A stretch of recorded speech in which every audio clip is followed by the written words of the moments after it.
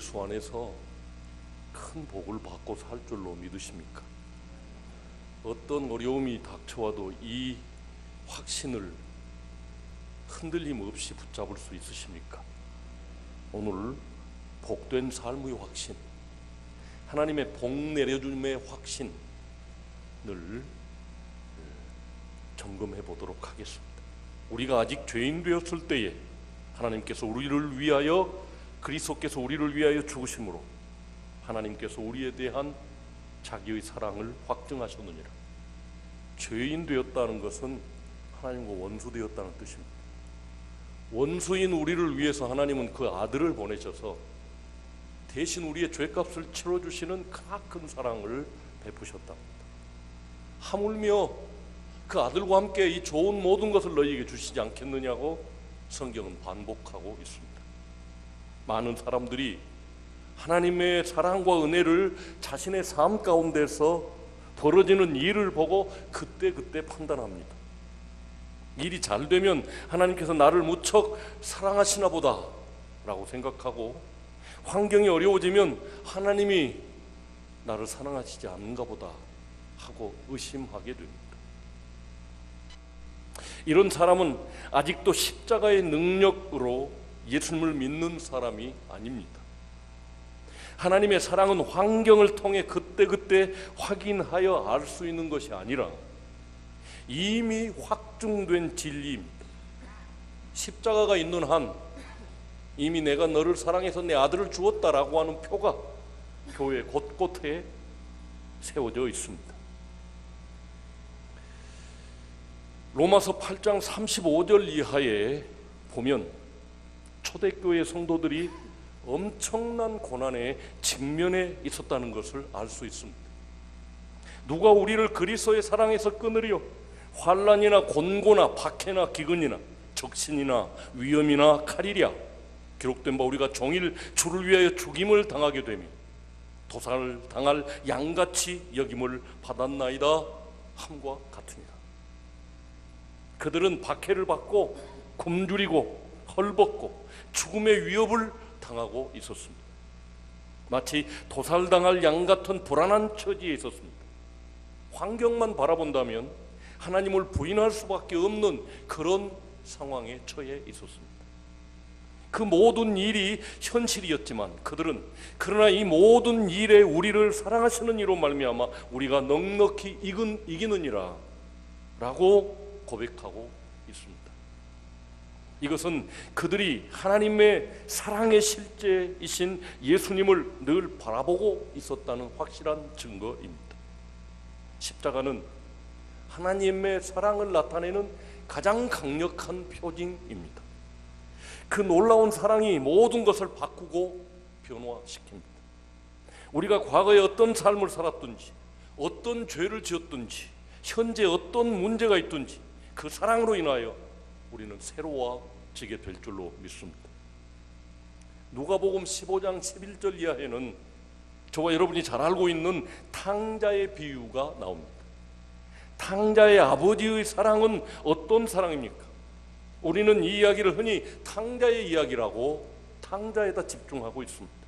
둘째 아들이 아버지에게 자기 몫의 유산을 달라고 하는 것은 엄청난 죄였습니다. 지금이야 그럴 수 있겠다 싶지만 당시 노인들의 시각으로 보면 그것은 아버지가 죽기를 바라는 아들의 심정을 표현하는 것이었습니다.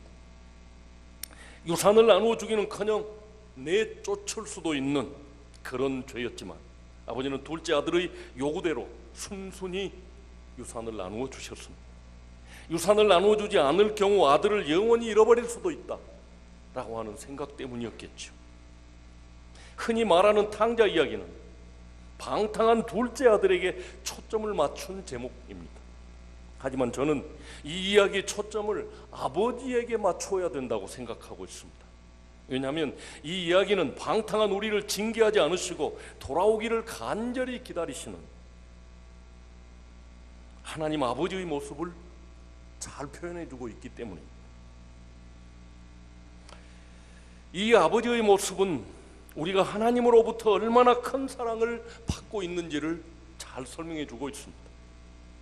우리가 이 사랑을 깨달을 때 진정으로 회개할 수 있습니다. 매맞은 것이 두려워서 하는 회개는 온전한 회개가 아닙니다. 아버지의 사랑 앞에서 자기 죄를 깨닫고 돌아오는 것이 진정한 회개입니다. 아버지는 탕자가 완전한 거지, 완전한 실패자의 모습으로 돌아왔을 때 그를 달려가서 끌어안으셨습니다. 돼지 오물로 엉망인 그의 모습 그대로 끌어안고 입을 맞추었습니다. 그 순간 탕자의 죄와 고통의 짐은 벗겨지고 말았습니다. 십자가의 능력은 우리를 향한 하나님의 위대한 사랑을 깨닫게 합니다. 진정한 회개는 하나님의 사랑을 진정으로 깨닫는 때부터 시작됩니다. 십자가에 담긴 하나님의 사랑을 알고 나면 불평했던 것, 원망했던 것, 낙심했던 것, 열심 없이 신앙생활을 했던 것, 헌신하지 못했던 것이 다 죄였음을 깨닫게 됩니다. 그리고 그것을 회개할 마음이 생기게 됩니다. 방탕한 아들을 둔 한 목사님이 계셨습니다. 아들 때문에 목회를 제대로 하지 못하고 미국으로 이민을 떠났습니다. 그러나 아들은 미국에서도 정신을 차리지 못하고 방탕하게 살았습니다. 하루는 그 아들이 술에 취해 밤늦게 집에 돌아와 침대에 쓰러져 누워 자고 있을 때 그 아들이 느끼기를 뜨거운 것이 손등과 팔뚝에 뚝뚝 떨어지고 있는 것을 느꼈습니다. 술 취한 상태에서 눈을 가만히 떠보니 어떤 시큼한 그림자가 자기 옆에 서 있었습니다. 깜짝 놀라서 아버지가 옆에서 기도하고 있는 것을 깨닫게 된 것입니다. 하나님, 이제는 이 아들이 돌아오게 주옵소서. 제 생명을 거두어서라도 제 아들을 구하여 주옵소서. 눈물을 흘리며 그 아버지가 기도하고 있었습니다. 그는 이 기도를 들으면서 속으로 울고 있었습니다. 잘못은 내가 했는데 왜 아버지가 죽으려고 하시는가? 그날 그 아들은 진정으로 회개하고 돌아섰습니다. 그 후에 그는 시카고 대학을 졸업하고 게렛 신학교를 마치고 목사가 되어 자기와 같은 처지에 있는 한인 2세들을 위하여 사역하는 목회자가 되었다고 합니다. 십자가 능력으로 하나님의 은혜를 누리는 사람에게는 회개와 함께 축복의 확신을 가지게 됩니다. 하나님의 사랑을 받고 살면서도 열등감, 좌절감, 낙심에 사로잡혀 사는 그리스도인들이 얼마든지 있다는 것이 문제입니다. 죄의 용서와 구원의 믿음은 있는데 하나님이 내게 복 내려 주심의 믿음은 가지지 못한 사람들이 있다는 말입니다. 운명과 팔자라고 하는 우리나라 풍습에 매여선지 나 같은 것이 이렇게 살아도 마땅하지. 분명히 알아야만 합니다. 축복의 믿음을 가질 때, 하나님이 내게 분명히 복 내려주신다는 믿음을 가질 때 그 믿음은 능력이고 기적이 되어 내 삶에 나타나게 될 줄로 믿습니다. 하나님의 사랑을 확신할 때 두려운 것도 염려도 사라지게 됩니다. 이 믿음에서 진정한 감사가 나오게 됩니다. 한 젊은 목사님의 신앙 간증을 제가 발췌했습니다. 생전에 배웁지도 못했지만 그 목사님의 장인은 우리나라 유명한 종교교회 담임 목사였습니다. 장인 어른은 40대의 젊은 나이에 간암으로 세상을 떠나셨습니다. 장모님은 슬퍼할 겨를도 없이 장례를 치르고 난 뒤 홀로 집으로 돌아와 그제야 이제 정말 혼자구나 하는 슬픔과 외로움이 밀려왔다고 합니다. 맏딸인 이 간증하는 목사님의 사모님이 두세 달 후면 대학 입시할 고3생이었을 때, 막내는 초등학교 1학년이었을 때 아버지가 간암으로 돌아가신 것이었습니다. 그때 그 사모님의 막막한 심정이야 오죽했겠습니까? 사남매를 고스란히 남겨둔 채 젊은 나이에 남편은 세상을 떠났고, 사택도 곧 비워줘야 하니 집도 없고 마땅히 먹고 살 방법도 없는 처지가 된 것이었습니다. 앞으로 어떻게 해야 할지 모르는 두려움과 염려가 걷잡을 수 없이 사모님 마음에 몰려왔을 때, 하필 교회 재정을 담당하는 장로님이 찾아오셔서 사례비와 퇴직금, 장례 때 들어온 조의금을 모두 담았습니다. 교회에서 드리는 마지막 생활비입니다 라고 말씀하시며 봉투를 하나 놓고 나가셨습니다. 그 밤에 장모님은 펑펑 울며 밤을 지새우셨습니다. 하나님, 어떻게 해요? 우리 어디 가서 살아요? 우리 아이들은 어떻게 공부시키고 어떻게 먹고 살까요? 그렇게 울며 밤새 기도하는데 동틀 무렵 갑자기 이런 생각이 드셨다고 합니다. 하나님께서 남편을 불러 가실 때는 다 뜻이 있을 텐데, 하나님께서 나와 아이들을 능히 먹이고 입히고 공부시킬 텐데 내가 왜 이렇게 쓸데없이 걱정만 하고 있나? 이런 믿음의 역사가 일어나자 슬픔과 두려움이 기도와 감사 기도로 바뀌었다고 합니다. 하나님 감사합니다. 하나님이 다 책임져 주신다고 하니 감사합니다. 먹을 것도 공부시킬 것도 다 마련해 주실 테니 너무너무 감사합니다. 저는 걱정하지 않겠습니다. 그렇게 기도하다가 어느덧 새벽 기도의 시간이 되었습니다. 새벽 기도에 가려고 일어나 방 안에 불을 켜보니 방바닥에 봉투 하나가 그대로 남아있었습니다. 바로 어제 저녁 장모님이 두고 가신 봉투였습니다. 그때 장모님은 하나님께서 다 책임져 주실 것을 믿고 진정으로 감사하는 마음에 봉투를 열어보지도 않고 그대로 감사헌금으로 바쳤다고 합니다. 그 목사님은 장모님께 이야기를 듣고 믿음이라는 것은 그 자체가 기적이구나 라고 생각했다고 합니다. 그 믿음이 어디서 온 것일까요? 바로 십자가에서 온 것입니다. 십자가에서 확증된 하나님의 사랑을 진실로 믿는 사람이 어려움과 역경을 만나면 어떻게 됩니까? 그 사람은 하나님의 사랑을 의심치 않고 그 속에서 하나님의 뜻과 계획을 찾아내게 됩니다. 하나님의 사랑과 복 내려주심을 흔들림 없이 믿게 하는 능력, 이것이 바로 십자가에서 나오는 놀라운 능력입니다. 그리스도인이 열등감, 좌절감, 낙심에 빠지는 것은 여건과 형편이 어려워서가 아닙니다. 하나님의 복 주심을 진정으로 믿지 못하기 때문에, 알지 못하기 때문에 오는 시험입니다. 여러분은 나는 가장 큰 복을 받았다, 환경에 상관없이 하나님은 나를 사랑하신다 라고 하는 확신을 가지고 계십니까? 이 점이 분명한 사람이 예수님을 인격적으로 만난 사람이에요. 십자가의 능력을 아는 사람입니다.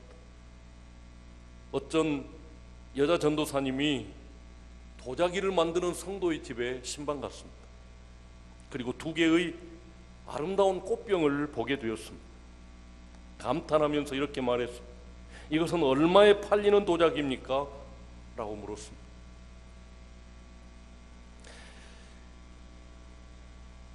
그 성도는 저 2개의 꽃병은 파는 것이 아니라고 대답했습니다. 그 성도는 그 이유를 말해 주었습니다. 저는 몇 년 전만 해도 술 주정뱅이에다가 노름꾼이었습니다. 그러던 어느 날 친구의 권유로 교회 집회에 참석하고 집에 돌아오는 길에 우연히 쓰레기 더미에서 흙 무더기를 발견하였습니다.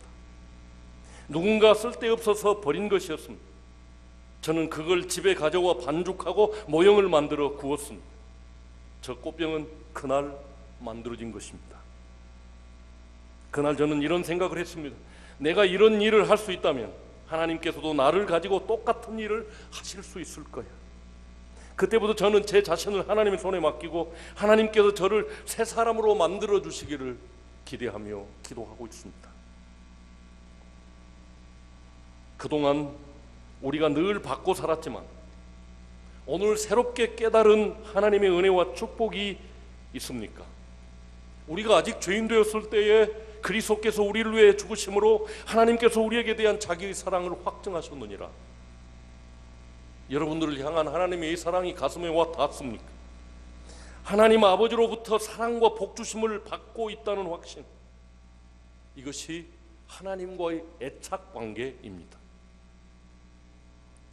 어머니가 갓난 아기에게 젖을 물리며 그 스킨십을 통해서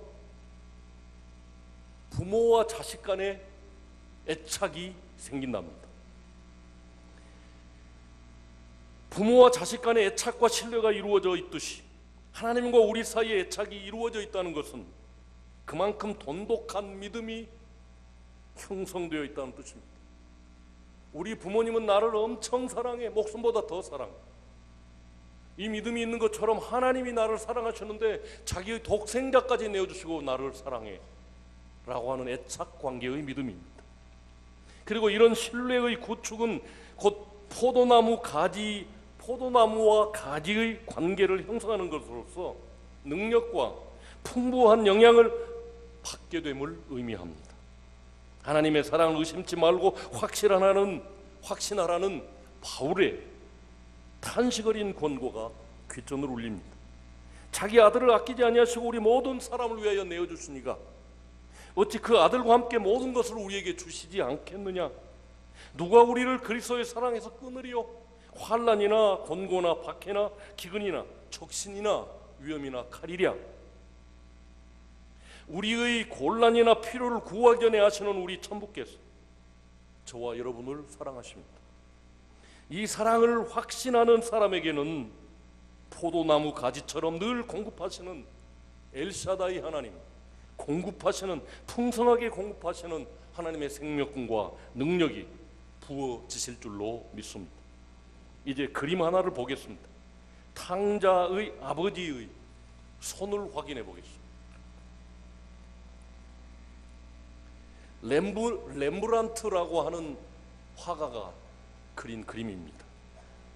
그가 잘 나가던 시대 그는 갈기머리, 그 숫사자의 뒤에 있는 털과 같은 그런 모습의 머리털을 그림으로 그렸답니다.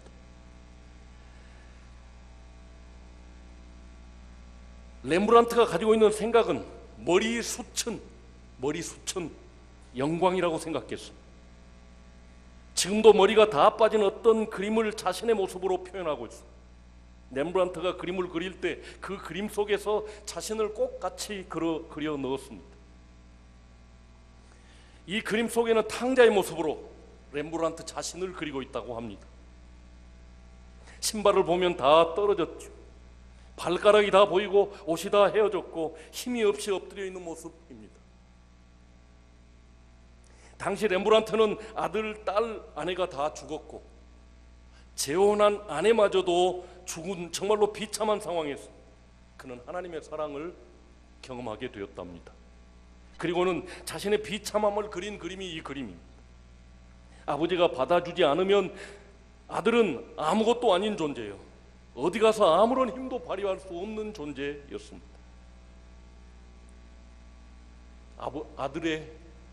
아버지의 품에 안겨있는 아들의 머리를 보십시오. 자신의 모습을 그렸습니다. 아버지가 나를 받아주시지 않으면 내 영광은 없습니다. 젊은 아들이 머리털이 하나도 없이 다 빠졌습니다. 조금 자세히 보십시오.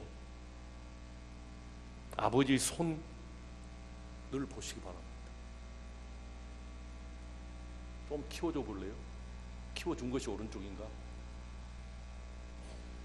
지금 우리가 보는 오른쪽에 있는 손, 왼쪽에 있는 손을 비교해 보십시오. 손이 하나는 일에 거칠어진 남자의 손이고 하나는 부드러운 여자의 손입니다. 나간다고 할 때 그래 나가봐라 라고 밀어붙인 아버지의 손과 그를 따뜻하게 맞이하는 어머니의 손, 부성애와 모성애의 손이 같이 그를 받아주고 있는 것을 볼 수 있습니다.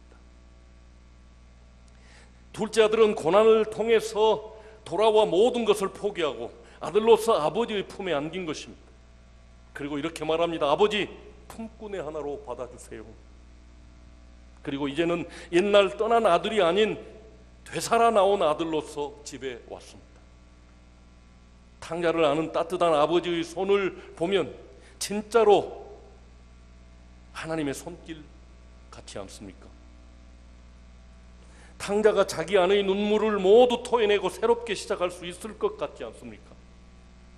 저런 손길을 알아야 실패에 좌절하지 않고 다시 자기를 추스릴 수 있습니다. 저런 품에 안겨봐야 인생을 압니다. 인생이란 잘못하지 않고 낭비하지 않는 게 목적이 아니라는 것과 방황하지 않는 것이 좋은 게 아니라는 것을, 인생의 의미는 자기 자신을 긍정하는 데서 올 것입니다.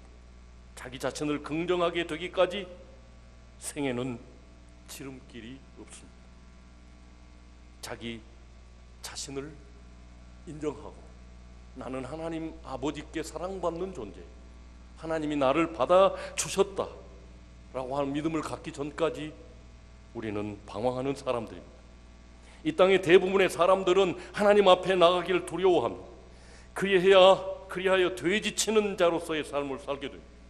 그 삶이 얼마나 힘들고 고통스러운지 모릅니다. 그러한 삶에서 탈출하는 돌파구를 찾지 못하여 어려움을 당합니다. 그리고 그 돌파구를 찾으려는 진지한 자세도 세상 사람들에게는 없는 것 같습니다. 주위 사람들이 살아가는 선에서 그것을 해결해 보려고 합니다. 적당하게. 그러나 잘못된 방법은 그를 점점 더 미궁 속으로 몰아넣습니다. 그래서 우리나라는 세계 자살 1위 국가가 되었습니다. 사람은 하나님의 사랑을 받아들여야 합니다. 하나님께 나아가야만 합니다. 하나님을 배반하고 떠난 사람은 하나님 대신 다른 것을 주인으로 섬기는 삶을 살고 주인이 원하는 천박한 삶의 열매를 맺으며 삽니다. 이러한 모든 사람들에게는 하나님의 진노가 기다리고 있습니다. 오늘 누가복음에서 본 것처럼 우리의 아버지 되시는 하나님께서는 사람들이 그분에게로 나아오기를 원하십니다. 옛날에 하나님을 배반하고 또 범했던 모든 죄를 하나님 앞에 다 회개하시기를 원하십니다. 그리고 이제는 하나님을 아버지로 모셔야 합니다. 예수님을 날 위해 대신 죽으신 구세주로 모셔야 합니다. 탕자가 아버지께 돌아가기만 하면 하나님은 우리 목을 안으시고 입을 맞춰주시고 기쁨의 잔치를 벌여주시고 필요한 대로 모든 것을 공급해 주시는 엘샤다이 하나님이 되어주실 것입니다. 하나님은 여러분을 사랑하십니다. 돌아와 주님의 품에 안기기를 원하십니다. 그러면 다시 영광스러운 존재로 바꾸어 주실 줄로 믿습니다. 여러분은 하나님의 사랑을 받는 분들이십니다. 기도하겠습니다. 사랑하는 아버지 하나님, 복된 삶의 확신을 가지게 하여 주옵소서. 그냥 어려움에 젖어 자포자기하고 거기 머물러 있는 사람이 아니라 그것을 박차고 아버지 품으로 돌아올 수 있는 탕자와 같게 하여 주옵소서. 그래서 하나님이 나를 사랑하시니 진심으로 감사드립니다. 그동안 잘못했던 모든 것을 회개하오니 나를 아들로 받아 주옵소서. 기도하는 아침이 되기를 간절히 소망합니다. 예수님 이름으로 축복하고 기도하옵나이다. 말씀을 생각하면서 446장 찬양 드리겠습니다.